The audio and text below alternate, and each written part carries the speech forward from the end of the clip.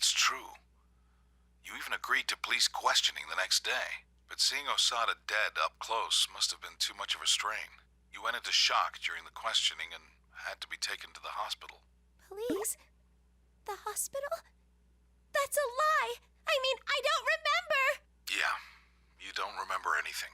The shock of that incident sealed all those memories away inside of you. Huh? That's impossible! Where's the proof? I never once met Yuko-san! I just need to know one last thing. That diary you always keep close at hand. Whose is it? The diary? It can't be! I don't know why, but when I hear those words from Dojima-san, I suddenly feel my stomach drop. But no, that's impossible. What is he trying to say? This is my precious diary. It's mine.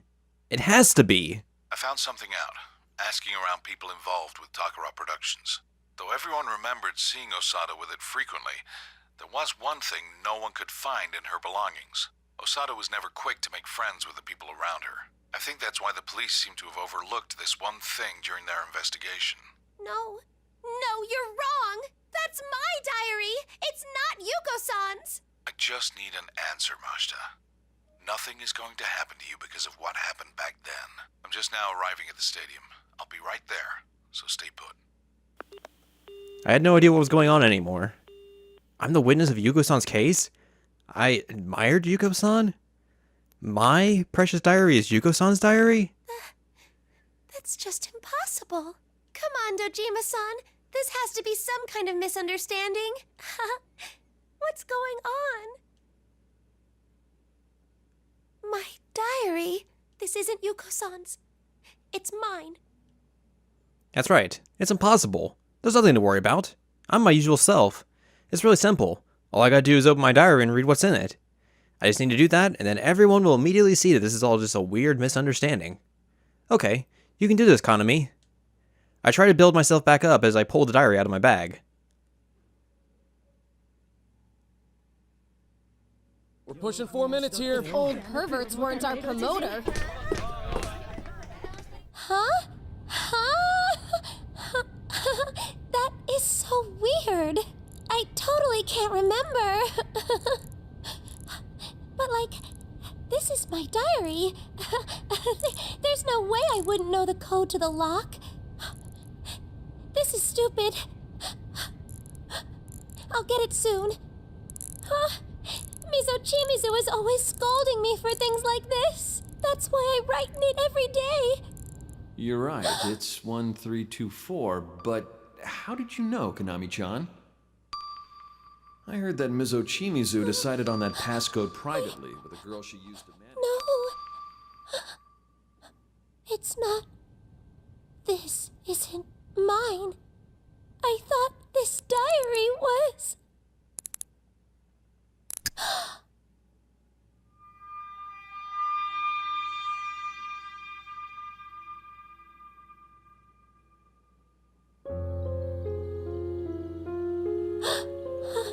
Yuko-san inspired me not to give up.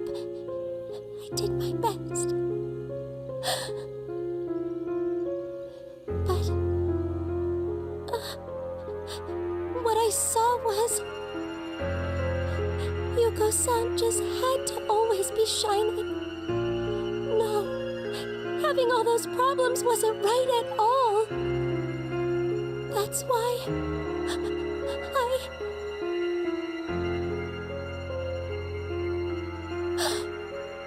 I hid the diary. That day, the one who found her, the witness it was me. You finally figured it out.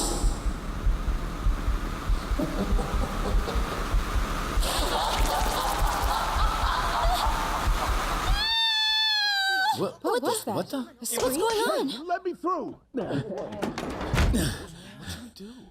What? Hey, what's wrong? She's gone? What? Where'd she go? Hey, can you I can't see. Damn it. What the hell? Poor Dojima-san keeps getting wrapped up in all this supernatural bullshit that he has no idea what's about.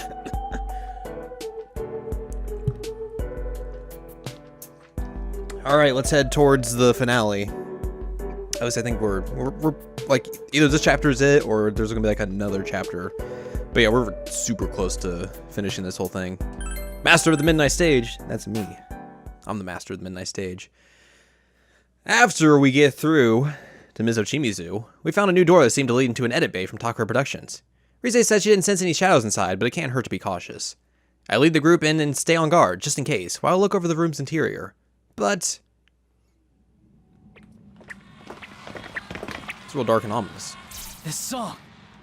The hell? Are the shadows in here? It's all right. Stand aside.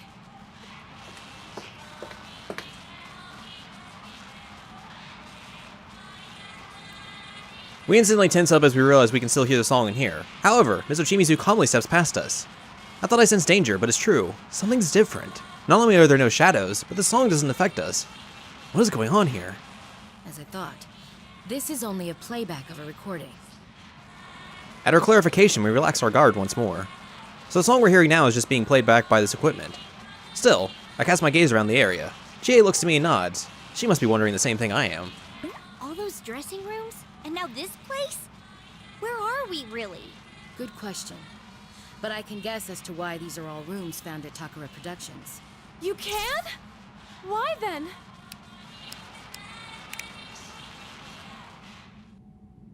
A few days after Yuko passed away, I went to the police to collect her belongings. However, there was one item I couldn't find anywhere. Not at her home, not at the agency, nowhere. Huh? What are you talking about? What you all wish to know. This item was something I gave to Yuko as a gift on the day she got her first gig. Yuko was so pleased. She set the combination to 1324, hers and my birthday combined. She carried it everywhere she went. It was her diary. You've seen pieces of it in those dressing rooms. At her words, all the rooms we'd been through flashed through my mind.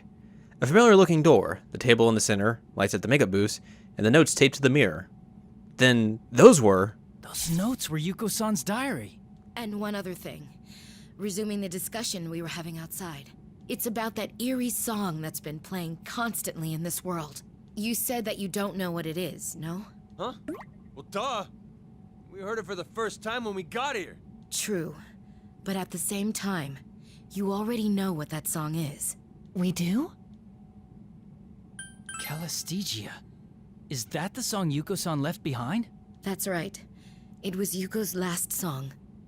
Whoa, wait a sec. You expected that to become a hit single? I mean, it sounds so... Of course, it doesn't work as a song in this state.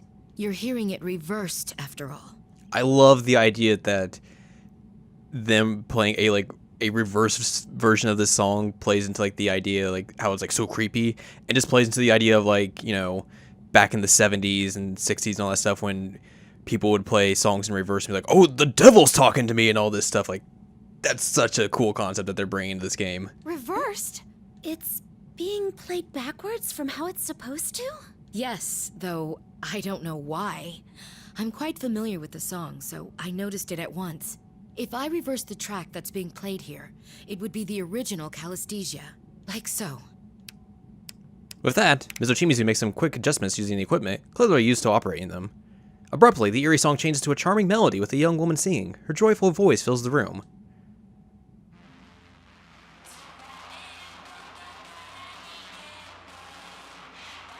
So, this is Calistegia. The last song Yuko-san wrote. Still got some feedback to it. Wait, but something's not right about this. Like what? Miss Ochimizu, is this really the song Yuko-san left behind? I mean, the vocals. Though Rise's noticed something, she seems hesitant to finish her thought. I said something odd as well. The voice we now hear singing Calistegia feels oddly familiar somehow. You're right. Yuko Asada isn't singing this. Then who? The singer is a girl who was at the studio auditioning on the day of Yuko's suicide. She was the one who found Yuko's body. What? This girl lost her memories of the incident from the shock of what she saw. Ironically, it was just after passing her audition. It was only recently that I learned her identity. I suspect that she is the voice ruling over this world. When I struck a deal with the voice, it made a stage before my eyes. If that voice's owner is indeed the one who created this world, it's no surprise that there are dressing rooms and an edit bay from the Takara Productions that she knows.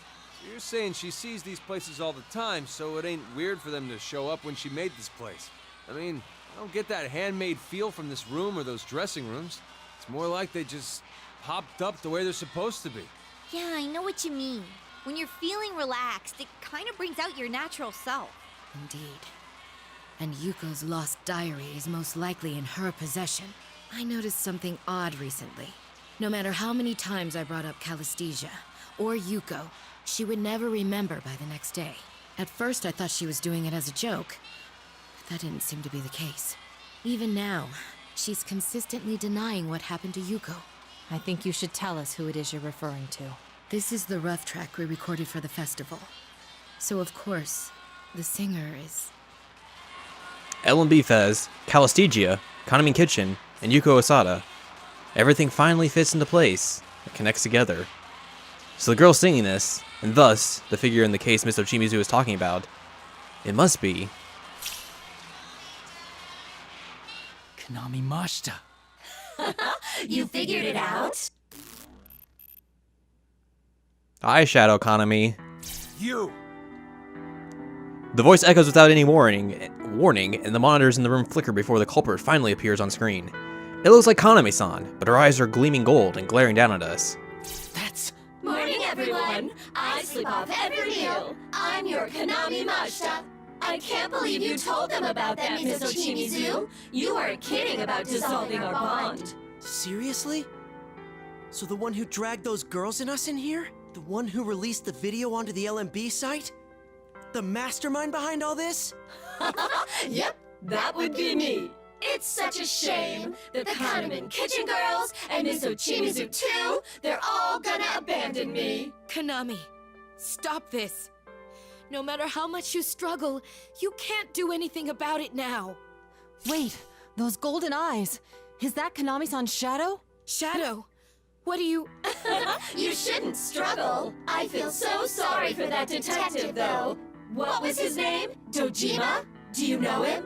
What did you do to Dojima-san? Oh, you have it backwards. Dojima-san's the one who did something. He just had to tell her things she didn't need to know. Now it's time for Kaname to... What do you mean? Are you not Kaname?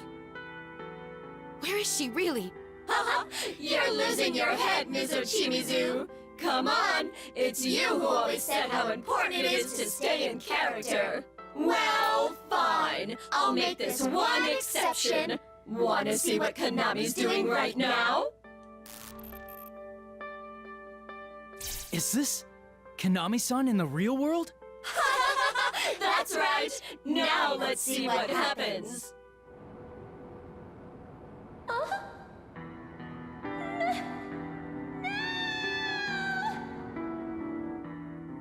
On screen, Kaname-san seems to be in some kind of waiting room, but with the scream, the feed abruptly cuts off. Was that... Hey, did I just see... You dragged Kaname-san into the midnight stage. You're absolutely right. But that was inevitable, wasn't it? She was alone, easily replaceable, unable to express herself, and had no bonds.